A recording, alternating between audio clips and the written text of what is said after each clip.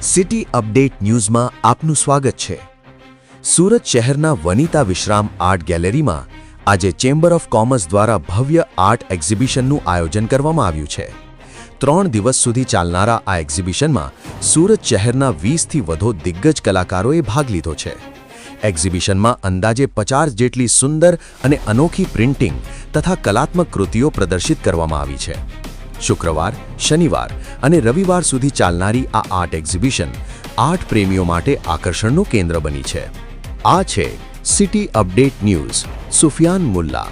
જોડાયેલા રહો, કારણ કે હવે શહેર નહીં સમગ્ર દેશ કહેશે, આ છે સિટી અપડેટ ન્યૂઝ।